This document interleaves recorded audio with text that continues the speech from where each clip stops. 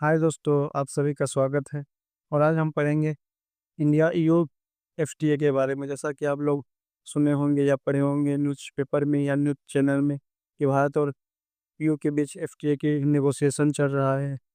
दोनों चाहते हैं कि इसको 2025 खत्म होने से पहले ही पूरा कर लें। तो सवाल उठता है, भारत ऐसा क्यों चाहता है? पहले भारत एफटीए साइन करने से हिचकिचाता था, क्योंकि भारत का चाहे आसियान हो या चाइना हो या रशिया के साथ ट्रेड डेफिसिट है। तो इसको लगता था कि अगर ये साइन करता रहे एफटीए, इसको भारत को बेनिफिट मिला नहीं है तो इसको साइन करना नहीं चाहिए। इसलिए आरसेप से भी भारत बाहर हो गया। आरसेप जो है आसियान, चाइना, न्यूजीलैंड और ऑस्ट्रेलिया का एफटीए है, उसमें भारत नेगोशिएशन में फिर लास्ट वो टाइम में भारत बाहर हो गया। और जापान के साथ भी भारत को डेफिसिट है, जिससे करंट अकाउंट डेफिसिट बढ़ता है, डॉलर की कमी होती है, रुपया कमज़ोर होता है। इसलिए भारत हमेशा इसकी चाहता था, लेकिन अब ऐसा नहीं है। अब भारत ईयू के साथ बातचीत कर रहा है, यूएसए के साथ चाहता है एफटीए करना, रशिया के साथ एफटीए करना चाहता है, मालदीव के साथ चाहता है, कई देशों के साथ चाहता है, यूएई, ऑस्ट्रेलिया, यूके से के साथ कर चुका है। तो सवाल उठता है, क्यों चाहता है ईयू के साथ? इसके क्या बेनिफिट्स है, लेकिन चैलेंजेस क्या है ये एफटीए साइन करने में? वे फॉरवर्ड क्या है? अभी ट्रेड का हाल क्या है? ये सब जानेंगे हम इस वीडियो में। ये टॉपिक यू इंडिया रिलेशन है, वो बहुत ज़्यादा इंपॉर्टेंट है यूपीएससी के लिए, जीएस के लिए और ऑप्शनल के लिए और जनरल अवेयरनेस के लिए भी। अगर आप फॉरेन पॉलिसी में इंटरेस्ट रखते हैं, इंटरेस्ट शो करते हैं, या जनरल नॉलेज आपको चाहिए जानना, अलग अलग चीज़ों के बारे में अच्छा लगता है, तो आप ज़रूर देखिए स्विच की और लास्ट को, आपको ज़रूर कुछ सीखने को मिलेगा।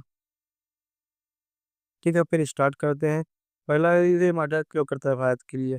पहले तो मार्केट एक्सेस। यू है जो कि 45 करोड़ उसका जनसंख्या है, वो हाई इनकम नेशन, उनका पर कैपिटा ज़्यादा है, तो भारत की चीज़ों को ले सकते हैं। तो इससे भारत के एक्सपोर्ट को फ़ायदा मिलेगा। दूसरा है बूम टू एक्सपोर्ट। अगर एफटीए होता है तो टैरिफ लोअर होगा, उसमें रेगुलेशन है, रिस्ट्रिक्शन है, जैसे कस्टम्स है, वो कम होंगे। एंड भारत के जो गुड्स है वो चीपर होंगे, तो एक्सपोर्ट को बढ़ावा मिलेगा। चाइनीज़ है, वियतनामीज़ है या अदर नेशन के जो एक्सपोर्ट है उससे ज़्यादा कम्पिटिटिव होगा और भारत के एक्सपोर्ट को बूस्ट मिलेगा। एफडीआई, एफडीआई है manufacturing tech transfer, green tech, green manufacturing में एफडीआई आएगा। टेक ट्रांसफ़र होगा, ग्रीन टेक में प्रमोशन होगा, ग्रीन एनर्जी को बढ़ावा मिलेगा, इससे कम्पिटिटिवनेस होगा। एक्सपोजर टू ये EU market, competitive Indian goods like quality. अगर एक्सपोजर मिलता है भारतीय मार्केट को तो ईओ मार्केट से, जो क्वालिटी में, इन्वायरमेंट में, स्टैंडर्ड में, अलग अलग में बहुत ही अच्छा है। तो भारत में भी बेस्ट प्रैक्टिस फॉलो करेंगे, इन्वायरमेंट में, क्वालिटी में ये अच्छा होगा, सेफ्टी भी अच्छा होगा। सर्विस सेक्टर को भी ग्रोथ होगा। Certificate recognition, movement of professional. अगर भारत के सर्टिफिकेट ईओ रिकॉग्नाइज कर दे और जो मूवमेंट होता है प्रोफेशनल, आईटी प्रोफेशनल का, उसको भी स्मूथ कर दे, जो भी कर्व्स है, डिस्टिंक्शन है, उसको हटा दे, एंटी माइग्रेशन प्रोटेस्ट है उसको कम कर दे, तो ये भारत के लिए भी अच्छा होगा और यूएस यू के लिए भी अच्छा होगा, क्योंकि यहाँ लेबर सप्लाई की बहुत कमी है और ऑलरेडी उनके भी नेशंस है, होल्डर है, ईओ है। ईओ के इटली और जर्मनी ज़्यादा ही बुरी आबादी होती जा रही है, तो उसको लेबर चाहिए। भारत के पास सरप्लस है लेबर में, तो हाँ, भारत लेबर दे सकता है इसको। भारत के लोगों को जो रोजगार नहीं मिलेगा उनको भी लेबर मिल जाएगा, तो दोनों को म्यूचुअल बेनिफिट्स है। फिर आता है ग्रीन ट्रेड एंड सस्टेनेबिलिटी में प्रमोट ग्रीन टेक रिन्यूएबल, और ये प्रमोट कर सकता है ग्रीन टेक को, रिन्यूएबल एनर्जी को। ये भी इसको, ये भी जानते हैं आजकल बहुत ज़्यादा इंपॉर्टेंट है। चाइना का जिसमें डोमिनेंस है, लेकिन कोई नहीं देश नहीं चाहता कि उसका डोमिनेंस हो, क्योंकि वो वेपनाइजेशन करता है। जैसे हम लोग, अभी हुआ था क्रिकेट का, मिनरल का, मशीनरी है, बोरिंग मशीन है, फर्टिलाइज़र का, एपीआई का, और बहुत चीज़ों को ये वेपनाइज कर चुका है। रिस्ट्रिक्शन लगा देता है। भारत में भी जो वर्कर्स है, हाई स्किल है, उसको वापस बुला लिया। फॉक्सकॉन की जो फैक्ट्री निकालने काम करने आए थे चाइनीज जो वर्कर्स थे, उसको वापस बुला लिया। और भी ये दबाव डालता रहता है भारत पे, तो कोई नहीं चाहता इस पर कम्प्लीटली डिपेंडेंस होना। लेकिन क्रिटिकल मिरर में 90% तो 95% डिपेंडेंस है दुनिया का चाइना पर, तो ये अच्छा नहीं है। तो अगर उस पर एफटीए होता है तो कॉपरेशन हो सकता है, कोलाबोरेशन हो सकता है, ये दोनों के लिए इसके लिए अच्छा होगा। और जो पॉलिटिकल जियो स्टडीज बेनिफिट है इसका, वस्तु भी देखते हैं। रूल बेस्ड ऑर्डर है, पहला है रूल बेस्ड ऑर्डर चाहिए, दोनों को कॉपरेशन कर सकते हैं, क्योंकि चाइना जो कर रहा है अग्रेशन है, यूएस जो अनप्रिडिक्टेबल है, अनसर्टेन है, वो अभी रूल को फॉलो नहीं कर रहा, लेकिन उसी ने रूल बनाया था। रूस यू और यूएस ने मिलकर, लेकिन आज वो पेरिस क्लाइमेट एग्रीमेंट से बाहर हो गया था। पहले टर्म में हैवी डब्ल्यूएचओ ह्यूमन राइट्स, और रसिया को देख सकते हैं, यूक्रेन युद्ध में हो रहा है, जहाँ रूल बेस्ड ऑर्डर की धज्जियां उड़ाई दी है। गाजा में देख सकते हैं, और कहीं कोई कन्फ्लिक्ट चल रहा है जो नियम कानून को तोड़ा जा रहा है, जिनोसाइड हो रहा है। इंडो पैसिफिक में दोनों कॉपरेशन कर सकते हैं मेरीटाइम सिक्योरिटी में, ताकि रूल बेस्ड ऑर्डर रहे, सबके लिए सिक्योर रहे। चाइनीस अग्रेशन हेजिमनी मत हो वहाँ पर। चाइनीस अग्रेशन जैसे ताइवान है, साउथ चाइना सी है, वहाँ पर होता है, तो दोनों कॉपरेशन कर सकते हैं, मिलिट्री एक्सरसाइज कर सकते हैं, ताकि वहाँ सबके लिए नेगोशिएशन हो, सिक्योर, कोई है हेजिमनिक ना हो, कोई ब्लॉक पॉलिटिक्स ना हो। तो देखते हैं आप चैलेंज क्या है इसमें। टैरिफ एंड मार्केट एक्सेस है, कई भारत के प्रोडक्ट है जैसे एग्रीकल्चर है, इंडस्ट्रियल है, जिस पर जो हाई टैरिफ लगाता है। भारत चाहता है कि जो एग्रीकल्चर सरप्लस है वो उसको एक्सपोर्ट कर सके, मार्केट चाहता है, लेकिन तो ये भी एक मुद्दा है। नॉन टैरिफ बैरियर जैसे क्वालिटी है, एनवायरनमेंट है, लेबर है, फूड सिक्योरिटी है, कार्बन एमिशन है, ये भी है। जो आईपीआर है, यूँ चाहता है कि स्ट्रॉन्ग आईपीआर पेटेंट को सुरक्षित करने के, लेकिन भारत नहीं चाहता, क्योंकि अगर पेटेंट होता है मेडिसिन में तो ये अनअफोर्डेबल हो जाएगा, जो भारत के कंज्यूमर्स के लिए अच्छा नहीं है।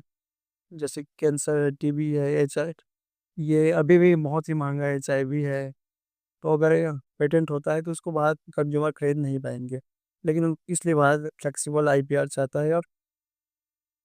और यही मुद्दा भारत ने कोरोना वायरस के टाइम भी उठाया था, जब जो कंपनीज है वो कंज्यूमर को लूट रहे थे पेटेंट के नाम पर, तो भारत ने टेक्नोलॉजिकल ट्रांसफ़र को बढ़ावा दिया था, प्रमोट किया था, कन्वे किया था कि टेक्नोलॉजी ट्रांसफ़र किया जाए, ताकि अलग अलग देश वैक्सीन का प्रोडक्शन कर सके और जो ज़रूरतमंद हो उनको दे सके। डोमेस्टिक इंडस्ट्री कंसर्न है, जैसे टेक्सटाइल है, डेयरी है, एग्रीकल्चर है, उनको लगता है कि यूरोप से चीपर कोर्स आएगा, तो ये इनको अपने मार्केट से हाथ धोना पड़ सकता है। इनको ये मुकाबला नहीं कर पाएंगे, क्योंकि वह नहीं मैकेनाइज्ड एग्रीकल्चर की प्रैक्टिस करते हैं भारत में जो होल्डिंग है वो भी बहुत कम है, 1-2 एकड़ ही के करीब ये लोगों के पास खेत है, उनके पास पैसा नहीं है, वो ज़्यादा इन्वेस्टमेंट करते हैं, उनकी गवर्नमेंट ज़्यादा सब्सिडी देती हैं, तो ये लोग मुकाबला नहीं कर पाएंगे। जो strategic factor and Jio political factor अलग अलग यूनेशन है, जिनके अलग अलग इंटरेस्ट है, प्रायोरिटीज है, तो उनके लिए कंसेशन बनाना मुश्किल हो जाता है, उससे डिले होता है। भारत को सभी के साथ तो बात नहीं कर सकते, लेकिन उनके पास अब आपसी में ही कंसेसस नहीं बन पाता, तो इससे डिले होता है। वे फॉरवर्ड देखते हैं, gradual market liberalization French approach to reduce, gradual धीरे धीरे मार्केट लिबरलाइजेशन होना चाहिए, हेज्ड मैनर में हो जाइए ना चाहिए, और रिड्यूस करना चाहिए टैरिफ को, और मार्केट एक्सेस देना चाहिए। हाई स्टैंडर्ड कंप्लायंस है भारत के लिए, जैसे क्वालिटी है, एनवायरनमेंट है, सस्टेनेबिलिटी है, लेबर है, ताकि भारत ही प्रिफर्ड पार्टनर बने यूं का, क्योंकि चाइना में ये नहीं होता है।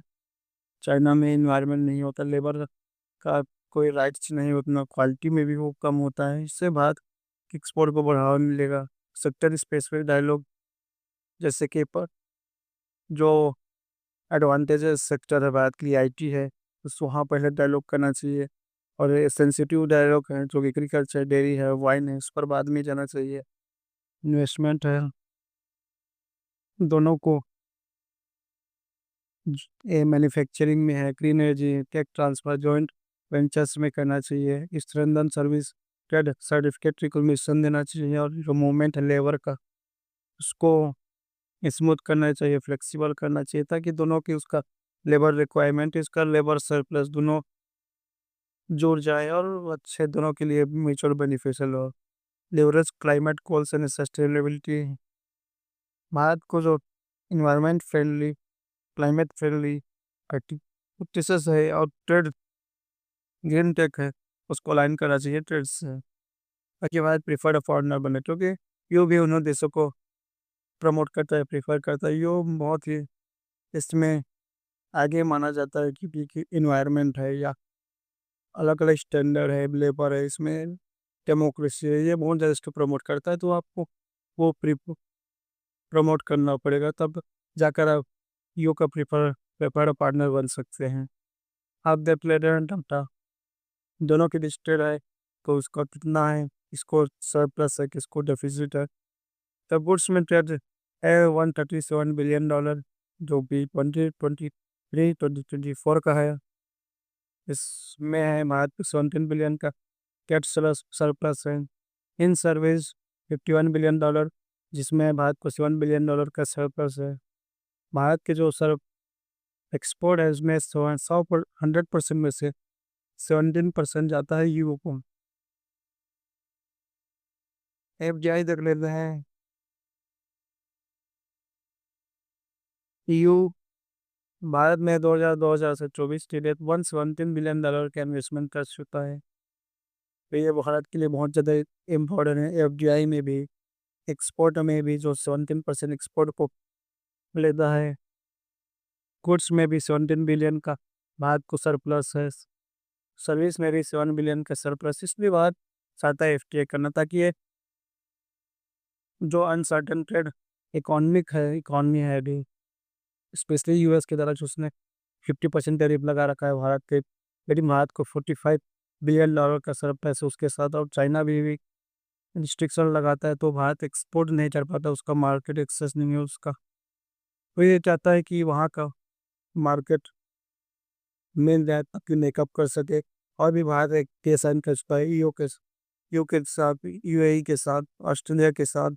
और ये भी साइन कर लेता है जो ट्रेड डेफिसिट है आसियान, जापान, रशिया और चाइना के साथ, इसको कम कर सकता है, उसका कंपेंसेट कर सकता है, इसलिए चाहता है।